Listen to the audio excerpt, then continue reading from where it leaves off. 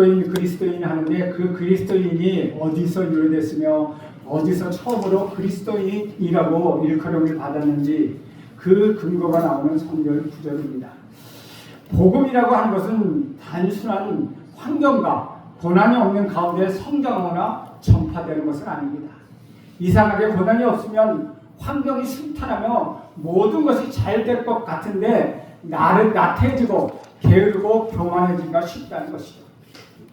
고통과 역경 속에서 복음은 확산되고 복음은 승리하는 것을 볼 수 있습니다.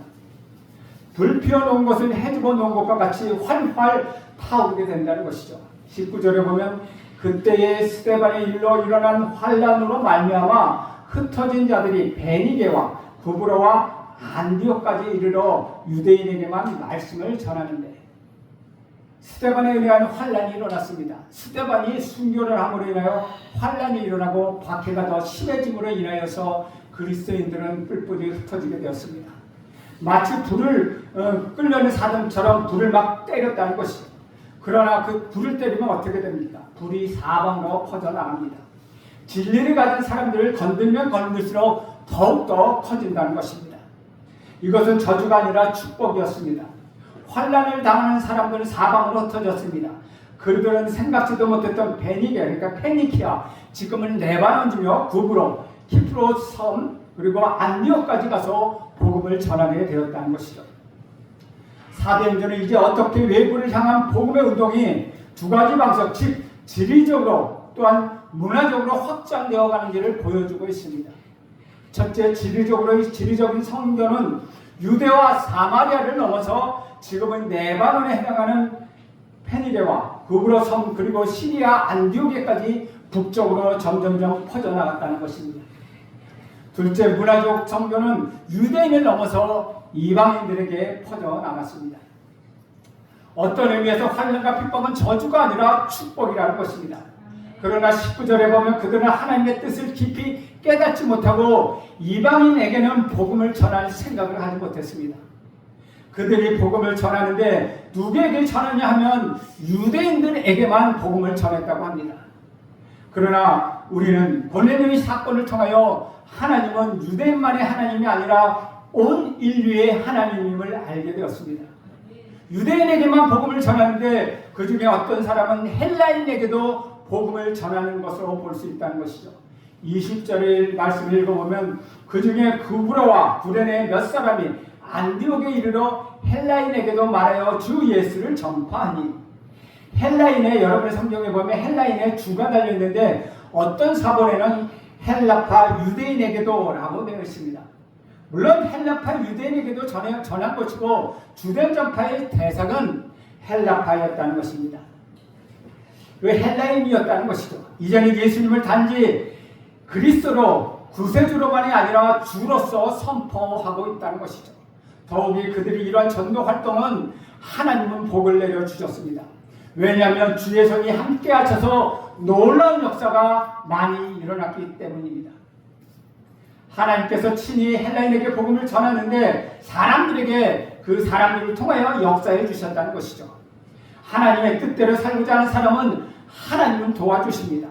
이방인 사역에서 어떻게 하나님이 축복하셨습니까? 21절 말씀입니다. 우리 함께 읽겠습니다. 시작. 주의 손이 그들과 함께 하시매 수많은 사람들이 믿고 주께 돌아오더라. 주님의 손이 함께 하셨다고 말하고 있습니다.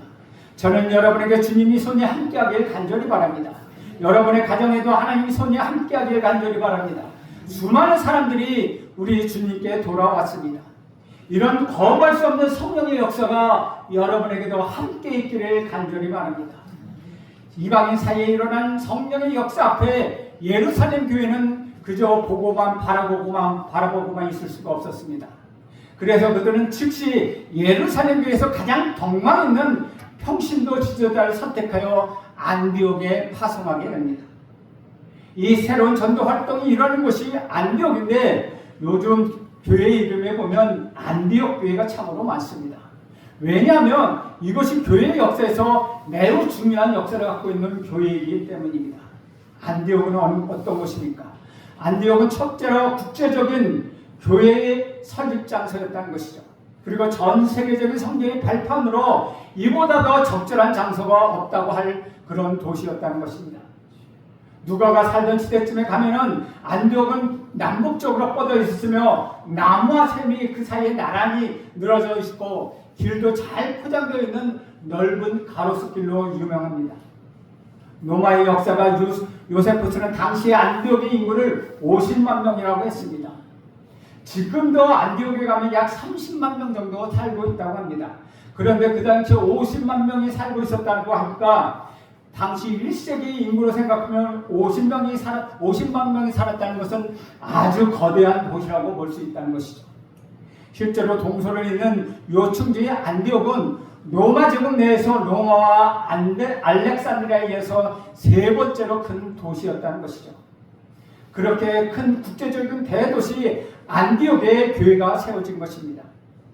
몇몇 제자들의 복음 전파 사역을 통하여 그것에서 우리 주님의 손이 그들과 함께 하셨습니다. 여기서 주님의 손이 그들과 함께 하셨다라고 간단히 나와 있는데 예수님은 하늘로 올라가기 전에 1장에서 이미 너희는 땅 끝까지 이르러 내 증인이 될 것이라고 말씀하셨습니다. 또 구약시대부터 이미 하나님이 이방인들이 돌아올 것을 말씀하고 계셨다는 것이죠. 하지만 유대인들은 복음을 전하지 않고 있었습니다. 그런데 다른 지역에 출신 유대인 그리스도인들이 안디옥에 와서 이방인들에게 그냥 말을 전했다는 것입니다. 그런데 놀랍게도 주님의 손이 그들과 함께 하셨다는 것입니다. 그래서 수많은 사람들이 예수를 믿고 죽게 돌아오는 생명의 역사가 일어났습니다. 우리는 여기서 귀한 좋은 하나를 얻게 됩니다. 누구든지 겸손하게 하나님 손에 사로잡히기만 한다면은 그 사람의 삶을 통해 하나님의 놀라운 역사가 반드시 일어난다는 것입니다. 나는 자격이 없어. 나는 부족해. 나는 지식도 없어. 나는 교회 다닌 지 얼마 안 돼. 하는 것 상관없다는 것이죠. 아무런 조건 상관이 없습니다. 하나님의 손이 역사하기만 하면 인간적인 조건이든 그런 조건이 많든 적든 상관이 없다는 것이죠. 우리 하나님 손에 붙들기만 하면 우리는 되는 것입니다.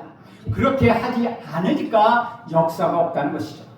우리가 주님을 의지하며 나가기만 한다면 분명히 주님께서 이렇게 인도해 주실 것입니다. 22절, 23절을 봅니다. 22절 예루살렘 교회가 이 사람들의 소문을 듣고 바나바를 안디옥까지 보내니 그가 이르러 하나님의 은혜를 보고 기뻐하여 모든 사람에게 굳건한 마음으로 주와 함께 머물러 있으라 권하니. 초대교회 예루살렘 교회가 바나바를 안디옥 교회의 목회자로 추천해서 파송합니다. 바나바가 안디옥에 가보니 하나님의 역사가 있었습니다. 그래서 그것을 보고 그는 너무나도 기뻤습니다. 사실 은혜는 보이는 것이 아닌데 어떻게 보겠습니까? 그런데 하나님의 은혜로 사람들이 변하고 생명을 얻는 것을 보고 기뻐할 수 있다는 것이죠.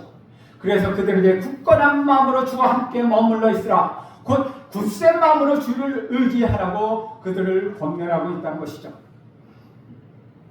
헬라어 원문에 보면 우리말로는 권하다라는 단어가 번역된 파라칼레오는 아직 끝나지 않은 미완료형으로 기록되어 있습니다. 헬라어에서 미완료형이라는 것은 효력이 계속된다는 뜻을 의미하고 있습니다. 그러니까 바나바는 안디옥 교회 성도들에게 굳건한 마음으로 주와 함께 머물러 있으라고 기회 있을 때마다 계속해서 권면하고 또 권면했다는 것입니다. 왜 그렇습니까?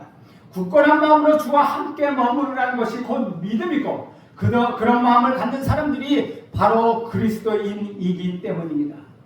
따라서 굳건한 마음으로 주님과 함께 머물러 있는 것은 아주 굳세고 흔들림 없는 믿음으로 내가 절대 주님을 놓지 않겠다라는 결단의 마음으로 주님께 찰싹 달라붙어 있는 것입니다. 지금 이 세상에 어떤 일이 벌어져도 내 삶에 어떤 일이 생겨도 나는 주님께 꼭 붙어 있겠다라고 하는 것, 그것이 바로 믿음이라는 것이죠. 믿음은 굳건한 마음으로 주께 붙어 있는 것입니다. 사랑하는 여러분, 우리가 살다 보면 예배당에 나와서 예배도 드리고 신앙생활도 하지만 우리 삶에는 여러 가지 우리 신앙들을 흔들리게 하는 것이 참으로 많습니다. 예배하고 싶지 않은 마음이 들게 하는 일도 우리 삶 속에서 얼마든지 일어나고 있습니다. 여러분 다 경험하고 있을 것입니다. 그런데 진짜 믿음이 무엇입니까? 그런 상황에 처하면 사실 참으로 힘듭니다. 그럼에도 불구하고 나는 주님께 붙어 있겠다.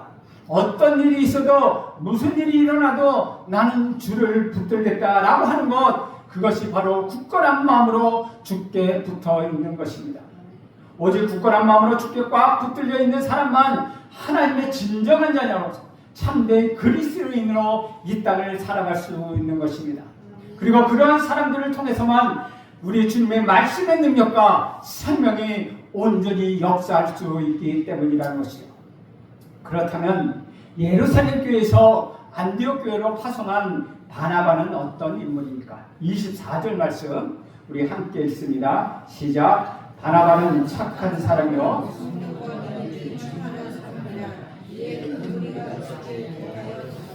우리 한글 성경에는 번역되어 있지만 번역되지 않지만은 헬라 원문에 보면 24절 맨 앞에 왜냐하면 이트라는 그 헬라어 단어가 들어 있습니다.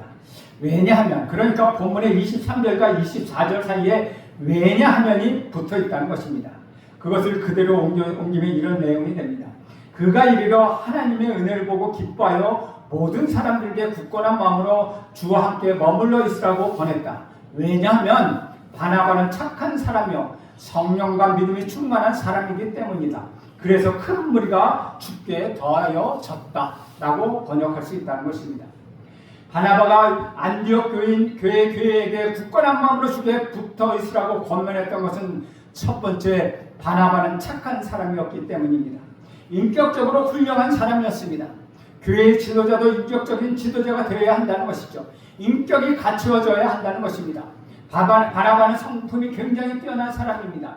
사도 바울보다도 훨씬 인격이 뛰어난 사람입니다. 우리가 사도행전 4장에서 잘 안다시피 자기들을 밭을 팔아서 형제들과 나눈 사람, 그 사람이 바로 바나바 아닙니까? 둘째, 바나바는 성령과 믿음이 충만한 사람이었습니다. 이성적인 사람들은 성령에 대하여 무지하기 쉽습니다. 그러나 바나바는 이성적이면서도 성령에 충만한 사람이었다는 것이죠. 사랑하는 여러분, 저는 우리 교회가 바로 이렇게 되길 간절히 바랍니다. 인격적으로 뛰어나고 성령으로도 충만한 우리 교회가 되길 저는 간절히 바랍니다. 만약 바나바가 착한 사람이 아니었고 성령과 믿음이 충만한 사람이 아니었다면 안디옥 교회의 교인들에게 굳건한 마음으로 주께 붙어 있으라고 권면하지 못했을 것이며, 혹시 그렇게 했다 할지라도 그로 인하여 생명의 역사가 일어나지는 않았을 것입니다. 우리는 여기서 중요한 사실 하나를 깨닫게 됩니다. 굳건한 마음으로 주께 붙어 있다는 것이 곧 인격이 훌륭하고 착한 사람이 되는 것이며 성령과 믿음이 충만한 사람이 되는 것임을 의미한다는 것이죠. 24절에 보면 착한 사람과 성령과 믿음이 충만한 사람이 동쪽으로 같은 것으로 표현되어 있습니다. 사랑하는 주 안에서 사랑하는 여러분, 우리가 흔히 말하는 성령과 믿음이 충만한 사람은 어떤 사람입니까? 뜨겁게 기도하는 엄청난 기도의 사람, 성경을 많이 하는 사람, 봉사를 많이 하는 사람, 열정적으로 예배하는 사람, 그런 사람을 우리는 보통 생각합니다. 그런데 성령과 믿음이 충만한 사람은 오늘 본문에 보면 착한 사람이라는 것입니다. 착하지 않으면 성령과 믿음이 충만한 사람이 가능하겠습니까? 그렇지 않다는 것이죠. 또 성령과 믿음이 충만한데 착하지 않는 사람도 존재하지 않는다는 것입니다. 그러므로 굳건한 마음으로 주께 붙어 있는다는 것은 성령과 믿음이 충만한 사람이 되는 것이요, 성령과 믿음이 충만한 사람이 된다는 것은 곧 착한 사람이 된다는 것입니다. 그렇기 때문에 바나바가 그런 권면을 할 수 있었다는 것이죠. 셋째로, 바나바는 혼자 일하기보다는 함께 일하기를 좋아하는 사람이었습니다. 25절과 26절을 보겠습니다. 함께 있습니다. 시작. 바나바가 사울을 찾으러 다소에 가서 만남에 안디옥에 데리고 와서 둘이 교회에 1년간 모여있어 큰 무리를 가르쳤고 제자들이 안디옥에서 비로소 그리스도인이라 일컬음을 받게 되었더라. 목회의 현장을 보고 나서 생각나는 사람이 있습니다. 저는 사울입니다. 사울이 예수를 믿고 어려움을 당하고 있을 때 누가 도와주었습니까? 사울이 바울로 변하기 위해서 많은 사람들을 찾아가고 또한 사도들을 보려고 했지만은 그것을 중재해 준 사람, 그 사람이 바로 바나바였다는 것이죠. 바나바는 사울이라는 사람을 눈으로 보는 눈이 있었습니다. 여러분도 그런 눈이 있기를 간절히 바랍니다. 눈이 있어서 못 보는 사람이 참 많습니다. 눈이 있어도 헛것들만 보는 사람이 참 많습니다. 볼 것을 볼 수 있고 보는 사람을 보는 눈이 있기를 간절히 바랍니다. 바나바는 그 즉시 다소로 달려갔습니다. 그리고 거기에 쉬고 있는 사울에게 나와 함께 일하자고 격려합니다. 바나바는 사울을 섬기는 사람이 됩니다. 대단한 인격 아닙니까? 즉 안디옥 교회의 1인자로 파송되었던 바나바가 안디옥 교회의 2인자로 되기를 원해서 바울을 초청했다는 것이죠. 여러분, 이것이 정말 훌륭한 인격 아니겠습니까? 남을 섬기는 인격, 자기보다 훌륭한 사람을 섬기는 건 쉽습니다. 그러나 자기보다 못한 사람, 자기보다 어린 사람을 섬기는 것 매우 어렵다는 것이죠. 바나바는 바울보다 선임자였습니다. 바울은 뒤늦게 온 사람이었습니다. 그러나 바나바는 사울을 섬기는 것을 볼 수 있다는 것이죠. 바나바는 혼자 일하지 않았습니다. 어떤 사람은 함께 일하기를 싫어하는 사람이 있습니다. 독점하는 것이 아니라 함께 일하는 것이 바로 기독교입니다. 나를 낮추면서 일을 합니다. 바나바는 바로 이런 인격의 사람이었습니다. 젊은 나이에 고향 다소에서 13년 동안이나 걸쳐 속으로 무르익은 계절을 거쳤던 사울이 드디어 새로운 인생의 전환점을 맞이하게 됩니다. 오늘 이 장면부터 본격적으로 사도 바울이 등장하기 시작한다는 것이죠. 주님께서 바나바를 통하여 이제 사울의 역사, 바울의 역사의 한정으로 불러내신 것입니다. 바나바와 사울이 1년 동안 안디옥 교회를 양육하게 됩니다. 이방 세계에 세워진 최초 이방인 교회에서 이방인을 위한 주님의 도구로 선택받은 사울의 역사가 이제 본격적으로 시작되는 것입니다.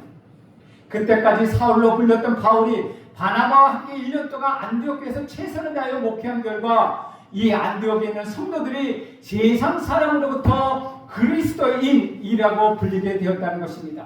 그리스도인, 헬라어는 크리스티아노스라는 말은 그리스도를 따르는 자, 예수를 닮은 사람 혹은 작은 그리스도인이라는 일컫는 용어입니다. 우리말로 쉽게 표현하면 예수쟁이들이라는 뜻이죠. 사랑하는 여러분, 드디어 안디옥 교회가 탄생하였습니다. 처음으로 그리스도인이라는 말이 생겨나게 되었습니다. 그리스도인이라는 말은 안디옥 교회부터 시작되었다는 것이죠. 안디옥 교회에서 열심히 전도하고 기도하고 부지런했습니다. 그들은 주변에서 보는 저 사람들에게 별명 하나를 붙여주자 하고는 그리스도를 따르는 사람이라고 하여 그리스도인이라는 별명을 붙이게 된 것입니다. 저는 여러분에게도 이런 별명이 붙기를 간절히 바랍니다.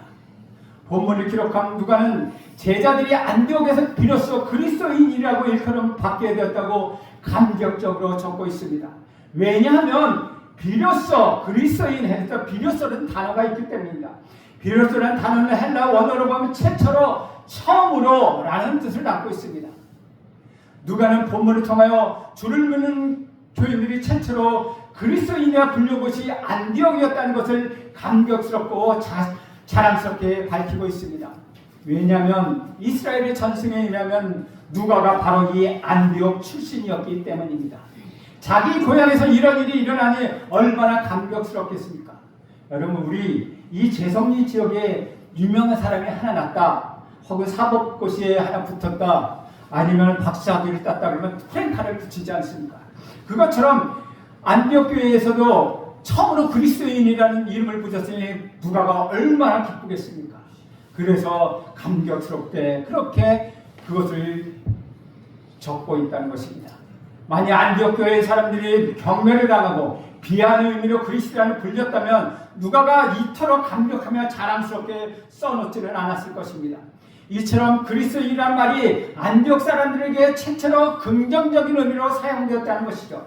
안디옥 교회 성도들이 그만큼 세상과 구별된 세상 사람들이 흉내낼 수 없는 그런 삶을 살았을 것을 보여주고 있습니다. 저는 여러분 모두가 바나바처럼 세상 사람들과의 관계에서 착한 사람, 거룩한 사람, 구별된 사람, 남이 흉내낼 수 없는 삶을 사는 그런 사람이 되기를 축원합니다. 그런데 바로 이런 사건이 일어난 배후에 바나바가 사울을 다소에서 안디옥으로 데려온 사건이 먼저 있었습니다. 참으로 놀랍습니다. 바나바가 사울을 그냥 데려왔는지 아니면은 간청해서 모셔왔는지는 본문을 보면 확실치 않습니다. 그러나 성경은 원본이 없습니다. 성경은 첫 번째 성경이 있으면 그것을 사람들이 손으로 베껴서 전해졌기 때문에 원래 처음에 성경이 없기 때문에 손으로 베껴진 베껴서 된 것이 왜 사본이라고 합니다. 그 중에서 가장 오래된 사본이 마소라 사본이고 그 다음에 알렉산드리아 사본입니다. 알렉산드리아 지역에 발견된 사본을 이야기하죠. 알렉산드리아 사본에 보면은 바나바가 간청해서 사울을 모셔온 것으로 기록하고 있습니다. 사울에게 찾아가서 아주 간청하고 기도한 모음으로 사울을 모셔오게 되었다는 것이죠. 안디옥에 오기 전에 사울이 다스에서 나름대로 그는 잘 사역하고 있었습니다. 그것을 생각할 때 바나바가 사울을 안디옥에 모셔오는 데는 충분한 이유가 있었다는 것이죠. 사울은 다소에서 13년 동안 이방인 복음을 전파를 통해서 많은 경험을 쌓았기 때문에 안디옥 교회에 밀려들어오는 수많은 이방인들을 어떻게 가르쳐야 할지 잘 알고 있었다는 것입니다. 그래서 바나바는 자기 자신들보다 사울이 더 이 사역에 적합하고 하나님이 사울을 더 크게 쓰실 수 있을 것이라는 생각으로 그를 데려오게 된 것입니다. 바나바는 신앙으로 보면 사울보다 대선배입니다. 전승에 의하면 바나바는 예수님과 함께 다녔던 70명의 제자 중에 한 사람이었다고 알려지고 있습니다. 반면에 사울은 저 까마득한 믿음의 후배이고 그것도 원래 교회를 핍박했던 악한 사람이었습니다. 그런데 바나바는 그를 세운 것입니다. 그래서 그는 교회의 중심 무대가 자기가 아니라 사울이 서도록 자리를 마련해 주었다는 것이죠. 사울하고 하나님이 주신 가르치는 은혜를 마음껏 발휘할 수 있도록 옆에서 돕는 조력자가 되었다는 것입니다. 그렇게 되기는 스스로 선택한 것입니다. 보통 사람의 욕망은 자기가 드러나는 것입니다. 그런데 그는 사울이 앞에서 하게 하고 자기는 뒤로 물러났다는 것이죠. 이처럼 바나바는 안디옥 교회의 제2인자가 되는 것을 즐겨하며 자기 이름을 드러내지 원치 않고 교회를 섬겼던 많은 진실한 그리스도인들을 통하여 큰 무리가 더욱더 많아지는 복을 경험했던 것입니다. 여기서 바나바와 사울 외에 나오는 이름이 누가 있습니까? 아무도 없습니다. 나중에 몇 사람의 지도자가 이름이 나오지만 이 수많은 안디옥 성도들의 이름이 나오지는 않는다는 것이죠. 왜냐하면 자기는 2인자로 물러나 있고 항상 남을 앞세워주는 사람들이었기 때문이라는 것이죠. 안디옥 교인들이 다 뒤로 물러서서 남을 앞세우는 사람이 되니 그들은 그리스도인이라는 별명을 얻게 된 것입니다. 그것도 유대인이 아니라 이방인들이 이랬으니 얼마나 놀라운 일이었습니까? 그런데 최초로 세워진 안디옥 교회가 최초로 한 일은 무엇입니까? 27절, 28절 보겠습니다. 그때 선지자들이 예루살렘에서 안디옥에 이르니 그 중에 아가보라 하는 한 사람이 일어나 성령으로 말하되 천하의 큰 흉년이 들리라 하더니 글라우디오 때에 그렇게 되니라. 여기서 선지자라고 말하는데 선지자는 예언하는 사람을 이야기합니다. 예언자는 미래를 점치는 것이 아니라 하나님의 말씀을 받아서 그 말을 그대로 전해주는 사람입니다. 그래서 구약의 선지서들을 읽어보면 주로 현재를 위한 말들이 있다는 것이죠. 지금 현재 하나님의 뜻이 이것이다. 이것을 행하면 살 것이고 너희가 거부하면 망할 것이다. 라고 전해주는 사람, 그 사람이 선지자였다는 것입니다. 그런데 이때도 그런 사람들이 있었고 그 중 한 사람이 아가보였다는 것이죠. 그가 일어나 성령으로 말하는데 온 땅에 큰 흉년이 들 것이다 라고 말합니다. 그리고 그것이 글라우디오 때에 그렇게 되었다고 우리에게 알려주고 있습니다. 글라우디오 황제는 예수님 서기 41년부터 54년까지 로마를 다스렸던 황제입니다. 이 시기에 큰 흉년이 하나가 있었다기보다는 로마 제국의 곳곳에 연이어 흉작과 심각한 기근이 많았던 시기였다는 것이죠. 그러나 사도행전의 관심은 아가보의 예언이 성취되는 것에 있는 것이 아니라 안디옥 교회가 어떻게 그것을 받아서 반응하는가에 있다는 것입니다. 왜냐하면 제자들이 각각 그 힘대로 유대에 있는 형제들에게 헌금을 모아서 보내기로 작정하고 실행했기 때문이라는 것이죠. 29절 30절에 보겠습니다. 29절 제자들이 각각 그 힘대로 유대에 사는 형제들에게 부조를 보내기로 작정하고 이를 실행하여 바나바와 사울의 손으로 장로들에게 보냅니다. 선교가 아니라 구제였다는 것이죠. 구제하는 믿음의 사람, 구제하면 믿는 사람이 아니라 믿는 사람이나 안 믿는 사람이나 그 무엇이 중요하겠습니까? 초대교회가 맨 처음에 한 것이 무엇입니까? 자신이 가진 것을 팔아서 함께 나누는 것이었습니다. 이것이 예루살렘 교회가 최초로 한 일입니다. 그리고 오늘 보니 안디옥 교회도 예수를 믿고 은혜를 받고 처음으로 한 일은 천안의 흉년이 들었을 때 그들은 정성을 다하여 헌금을 모아 바나바와 사울의 손을 통하여 장로들에게 이 헌금을 전달해 주었다는 것이죠. 예루살렘 교회나 안디옥 교회는 성령을 받고 처음으로 한 것이 가난한 자를 돕는 것이었습니다. 이방인 지역에 처음으로 세워진 안디옥 교회가 유대인들을 구제하였다는 것이죠. 저는 우리 교회가 강하고 장한 교회에 이런 은혜와 축복이 가득 넘치기를 간절히 바랍니다. 여기서 우리가 꼭 기억해야 할 것이 있습니다. 안디옥의 이방인 그리스도인들이 유대에 있는 유대인 그리스도에게 부조로 보내기로 작정한 바이 아니라는 것이죠. 그냥 마음으로 작정한 것만 아니라 마음으로 도와줘야지 그런데 형편이 안 돼서 안 되겠다라고 하는 것이 아니라 작정한 다음에 그것을 바로 실행하였다는 것이죠. 사랑하는 여러분, 우리가 많은 경우는 작정은 하는데 실행하지 못하는 경우가 참으로 많습니다. 예배를 드리다가 은혜와 도전을 받고 결단을 합니다.